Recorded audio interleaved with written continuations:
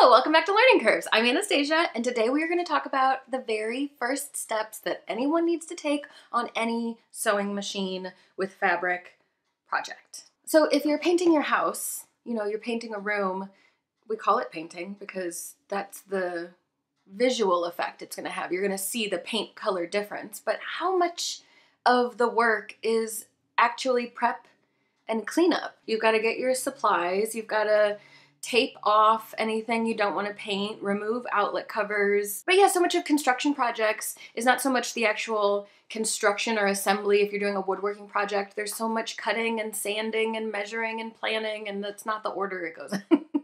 But it's the same with sewing projects. So much of sewing projects is not actually sewing. And in this video, we're going to talk about the steps you need to take before you actually start sewing. Oh my gosh, you guys, I asked you at the beginning of my last video to subscribe instead of at the end, and so many people subscribed. I mean, I'm like so close to 400 subscribers, which is a big deal. I need to make it to 1,000 to get monetized. But so here it is. Would you please subscribe? Thank you so much. Or not. It's fine. You don't have to commit now. We can play it casually, but would you? I mentioned in my last video, Fabric Shopping 101, that the first thing that you need to do is pre-wash your fabric. That is because different materials will shrink different amounts, and the first time that fabric is washed is when it does the bulk of its shrinking, if it's going to shrink. Most of the things that we're making are hopefully things we'll use again and again that we want to be washable. I do recommend before you wash your fabric, if there isn't a clear right side, wrong side, you might want to mark it. Maybe you put a safety pin in one side, or throw a stitch in one side. It needs to be something directional, you know what I mean? Something that's not the same on both sides, because then otherwise it's not going to help you.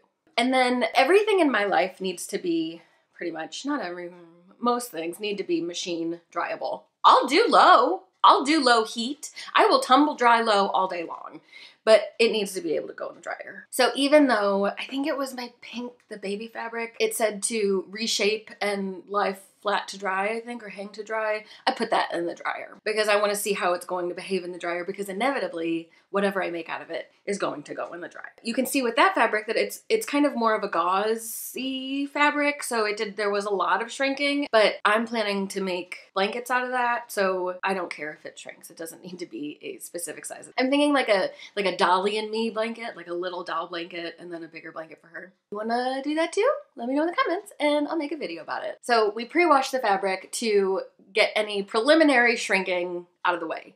Then we press the fabric. It is very important to press the fabric so that your measurements are accurate as you're transferring your pattern markings to your fabric. If you are using an existing pattern, like a McCall's, the paper patterns, press that too. I did not know you could do that for the longest time. Don't use steam on that. Dry press it and on a lower setting.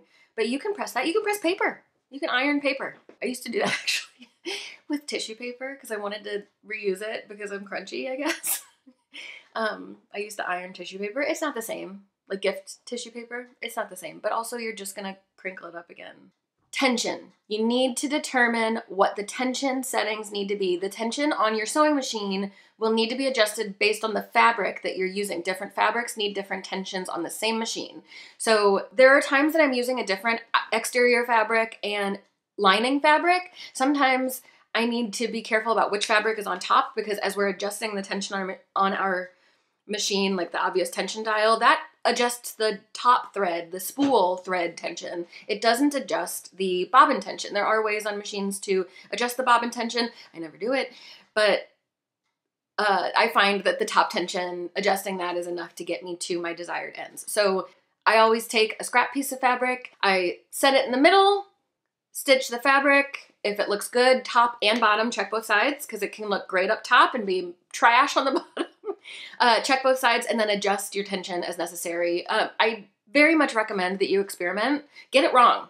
Try and get it wrong. That's the way that you're going to demystify for yourself the tension of your sewing machine. The tension feels so much scarier than it actually is when you don't just like get your hands dirty with it. Although you're not actually getting dirty. You just dial it up or down. Okay. A lot of these steps might feel like extra. I have never regretted doing these steps, and I have oft regretted not.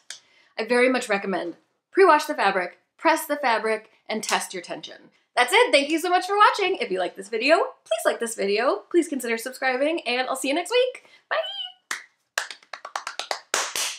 Unless you're watching this in the future, which of course you're watching in the future because I'm going to post in the future, but even further after that, then maybe the video exists already.